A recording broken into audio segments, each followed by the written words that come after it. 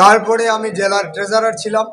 তারপরে আমি ত্রিপুরা প্রদেশ কমিটির সম্মানিত সদস্য ছিলাম।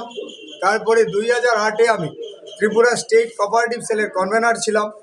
2009 সালে আমি নাগপুরে অনুষ্ঠিত সর্বভারতীয় আমাদের যে কনফারেন্স হয় সেই সম্মেলনে আমি অংশগ্রহণ করেছিলাম। তারপর থেকে দুবার 2015 থেকে 2021 পর্যন্ত আমি উত্তর ত্রিপুরা জেলা কমিটির সাধারণ সম্পাদকের দায়িত্বে ছিলাম। তারপর থেকে এখন পর্যন্ত আমি উত্তর ত্রিপুরা জেলা কমিটির সহসভাপতির দায়িত্ব আছি।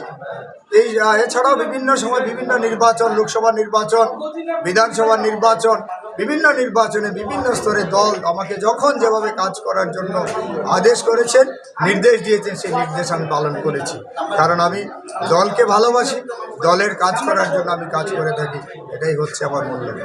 একটু সংক্ষেপে, আপনার শ্বশুরমশাই বিভিন্ন দায়িত্ব পালন করেছেন এবং আমার বৌদি, আপনার মিসেস যিনি, উনিও বিভিন্ন দায়িত্ব পালন করেছেন, একটু যদি বলেন। ঠিক, আমার শ্বশুরমশাই তিনি প্রথমে বনবাসী কল্যাণ আশ্রমে কাজ করেছেন, তারপরে ভারতীয় জনতা পার্টিতে যোগ দিয়েছিলেন 1993, 1998 এবং 2003 সাল। এই 3টা ধাপে তিনি আমাদের এই ধর্মনগর শহরে, 56 ধর্মনগর শহরে বিজেপি প্রার্থী হিসেবে তিনি ভারতীয় জনতা পার্টির মনোনীত প্রার্থী ছিলেন।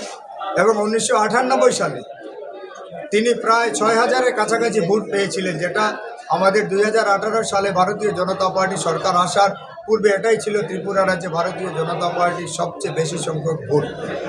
এবং তারপরে 2008 সালে আমাদের ধর্মনগরে তমালদেব মহোদয়কে দাঁড় করানো হয়েছিল। 2013 সালে আমি ভারতীয় জনতা পার্টির মনোনীত প্রার্থী ছিলাম এখানে।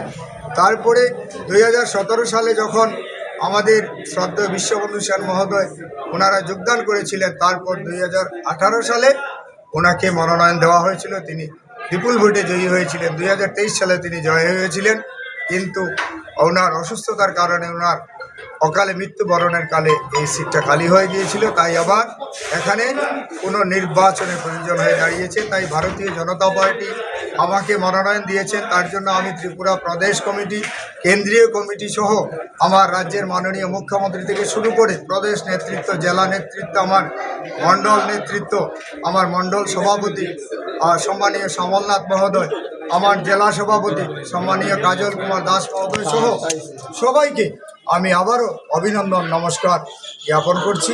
এবং আপনাদের মাধ্যমে, আপনাদের সহযোগিতা চাইব আমরা। আপনারা গণতন্ত্রের চতুর্থ স্তম্ভ, আপনারা মাধ্যমে আমরা ধর্মনগরকে একটা সুন্দর শহরে পরিণত করতে চাই। সকলের উন্নয়ন, সকলে মিলেমিশে আমরা কাজ করতে চাই, এই বার্তাটুকুই থাকবে আপনাদের মাধ্যমে সবার কাছে পৌঁছে দিতে চাই। নমস্কার।